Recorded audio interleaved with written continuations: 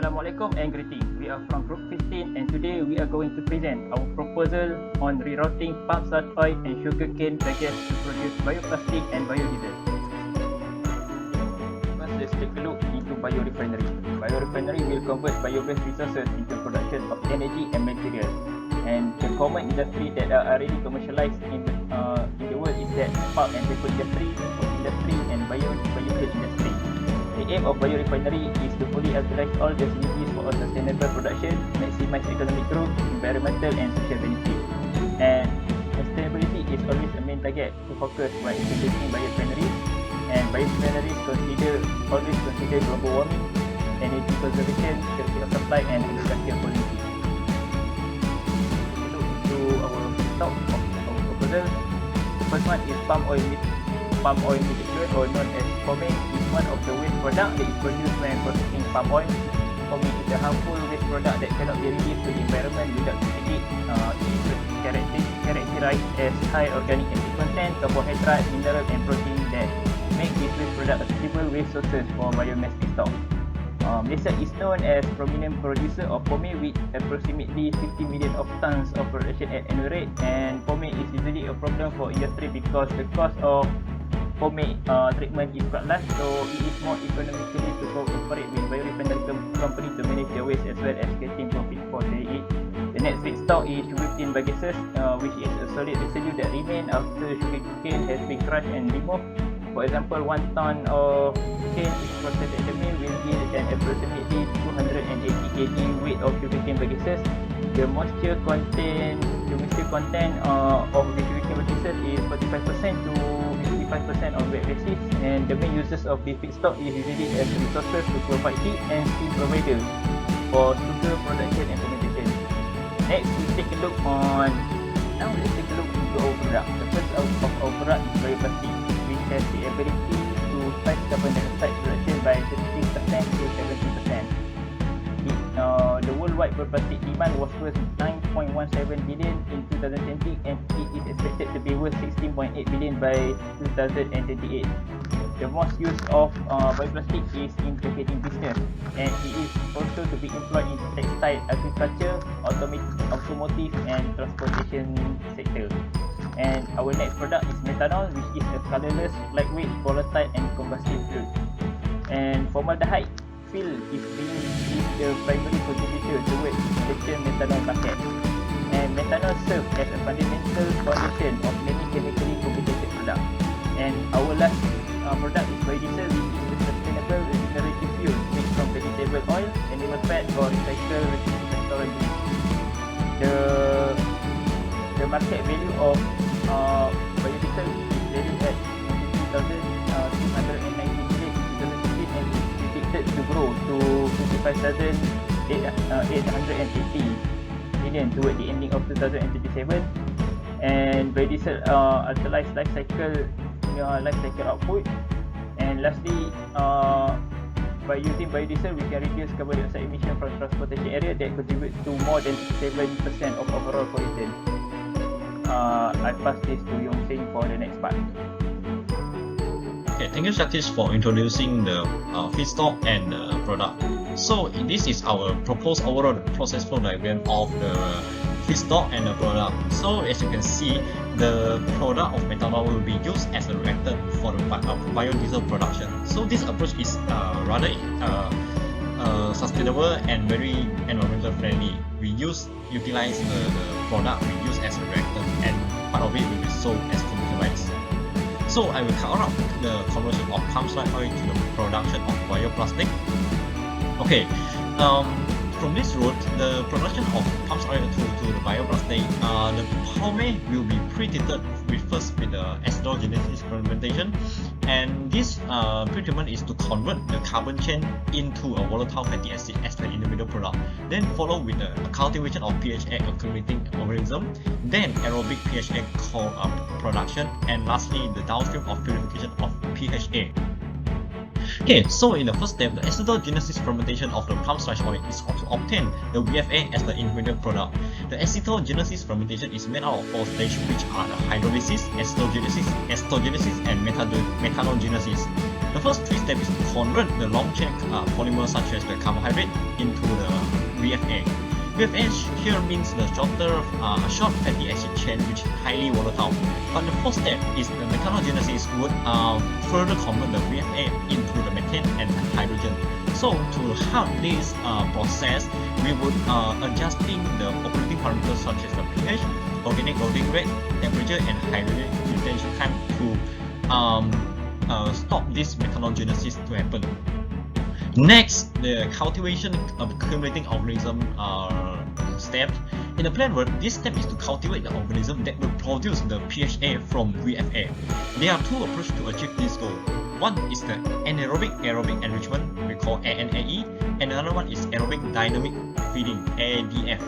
ANAE method is an alternating the aerobic and anaerobic initiated by the PHA enriching system. There are two mechanisms that introduced during this step, which are the polyphosphate accumulating organism and the glycogen accumulating organism. So in the anaerobic phase, they accumulate the PHA, while when alternating in the aerobic phase, they will consume the internal PHA to produce the ATP. So this cycle they will continue cycling until some extent. And another ADF, the sequencing batch reactor SBR is proposed to cultivation of the PHA accumulating with this system. This process relies much on the feast and famine cycle. In this cycle, the culture is exposed to an excess of the carbon sources and subsequently exposed to a carbon shortage under anaerobic circumstances. Another limitation would be the horizon in this process is the RNA and the enzyme required for growth. Over a long period of the starvation, the RNA and enzyme in the culture might be not available for cell to grow. So both methods have their pros and cons, so it depends on the consideration of the process. Then is the interesting PHA production. This could be achieved by aerobic fermentation. The aerobic condition is maintained consistently by supplying the air to the reactor.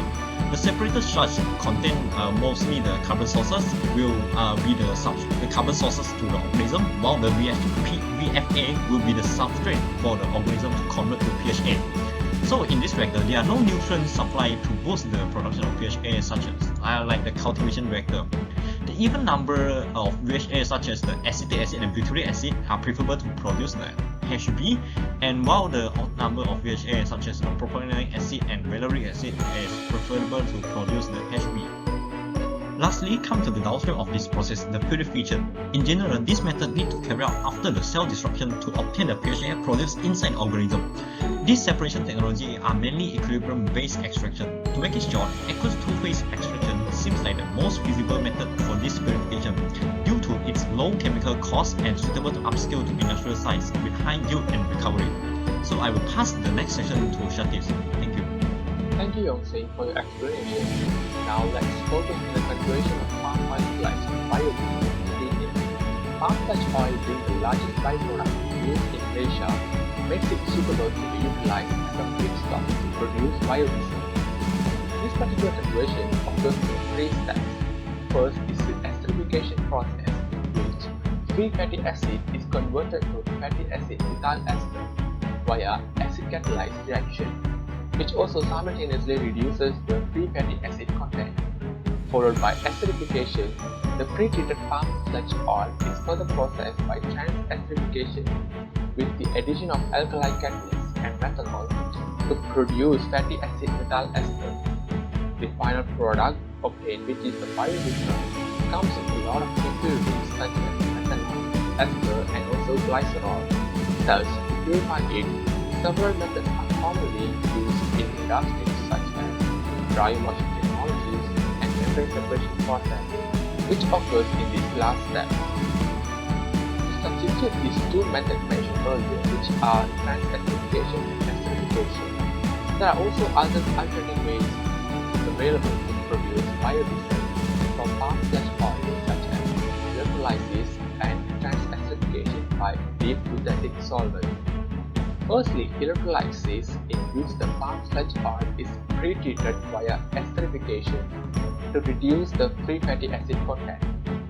Next, the treated palm sludge oil is added to methanol and potassium hydroxide to synthesize biodiesel. Using electrolysis pathway, a yield of 92.51% is calculated to be achieved. Moreover, employing this synthetic solvent formed through mixing of chloromethane and glycerol into palm flesh oil in the presence of ethanol and catalyst during trans-esterification estimated to produce a biodiesel of 82.19%, also along with an ethanol content of 99.55%. Dry washing technologies utilizes various types of adsorbents which has acidic adsorbent sites to extract polar molecules such as glycerol and methanol. The operating conditions for this process is 65 degrees Celsius of temperature and mixing time of 20 to 30 minutes. This particular method does not require any water in this process, thus not producing wastewater, and also improves fuel quality. Followed by dry washing method. The membrane separation process is carried out to eliminate the remaining impurities in the biodiesel. Here, ceramic membrane process employed to separate and purify the biodiesel sample from glycerol. The process operates at 50 degrees Celsius and also 3 bar of transmembrane pressure. The resulting biodiesel is then finally ready to utilize for commercial purposes. Now I will pass to Janun for the next conversion process. Thank you. Hi everyone, I'm Janun. I will be sharing some insights on the conversion of sugarcane bagasse to methanol. The process comprises of 5 steps, which are biomass pretreatment, gasification, syngas cleaning, methanol synthesis, and methanol upgrading. For biogas pretreatment, this process is important as it is needed to ensure the biomass meet the constraint of the gasifier. And the second criteria on the biogas pretreatment is it would depend on the gasification method used. There are 2 main gasification methods used, which are entrant flow gasifier and circulating fluidized-based gasifier. For the entrant flow gasifier, the biomass need to be torrefied in order to reduce the size of the biomass, while for the circulating fluidized-based, the biomass just need to be dry instead of torrefied. And in gasifier, it involves heating of biomass in the presence of low amount of oxygen, and typically we would use oxygen as the gasifying agent. Next is the syngas cleaning. In this step, the process will undergo a series of cleaning, and the unit for cleaning syngas is totally different for the entrant flow gasifier and circulating fluidized-based gasifier. And there are 2 main types of gas cleaning, which are cold gas cleaning and hot gas cleaning. For the hot gas cleaning, it is not feasible as it's still in the midst of research investigation and it's not cost effective for commercial solution. So the only solution left is the cold gas cleanup. It's typically used to remove tar, sulfur containing contaminants, hydrogen halide, and nitrogen containing contaminants. Next is methanol synthesis. In this methanol synthesis reactor, there will be multi-stage reactor involved by using copper as the catalyst, and the byproduct formation for the methanol synthesis is ethanol.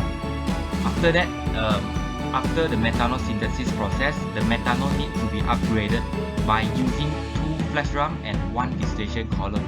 As such, 99.9% purity of methanol can be achieved. Next, I'll be sharing on some information on opportunity and challenge. The first one is that the world is moving towards biodegradable end product, and the biomass feedstock that we use is capable of reducing greenhouse gas.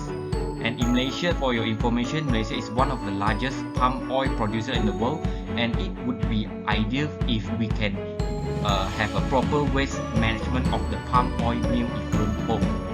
And the last one is that the palm sludge oil has high saturated fatty acid, which can give a higher certain number, thereby a better combustion efficiency for the fuel. While for the challenges, the first one is that the major challenge on the bioplastic PHA is that the cost is very high. And the second thing is that the high fatty acid in biodiesel palm sludge oil is not really good especially for the cold country, but for Malaysia is totally not affected by this factor. The third one is homogeneous catalyst for biodiesel production would require extensive separation. The process of separation would require high amount of water, which would lead to a high amount of wastewater generation. The last one is that the sugarcane agriculture would have a negative impact on the environment. Thanks, Zenon, for the presentation. So in the stage of preparing the proposal, our team has approached an external industrial expert, which is Mr. Ahmad Didan, an engineer who had worked in palm oil industry and currently serving his duty in a wastewater engineer in a consultation firm. So throughout the email consultation, we have concluded some key points that he highlighted in the points of view. First, he praised us about the choice of the raw material, which are the pomade and the sugarcane bagasse, which is highly accessible raw material that will be converted into biomass and a valuable product. So in this point of view, he suggests us to consider the necessity of amount of process required, and he suggests us to use reverse osmosis instead of expensive ultrafiltration technology. And lastly, he reminds us to consider the production of PHA as a type of flocculant type. So I would say this biorefinery plant seems to be very feasible in terms of technology, but we haven't included the marketing, the other factors such as marketing, the transportation, and the continuous supply from the industry, the raw material. So as an engineer, we could only present the technical knowledge to make like proposing the biorefinery approach. So this could be our effort to make the world is more sustainable and greener. So that's all from our group.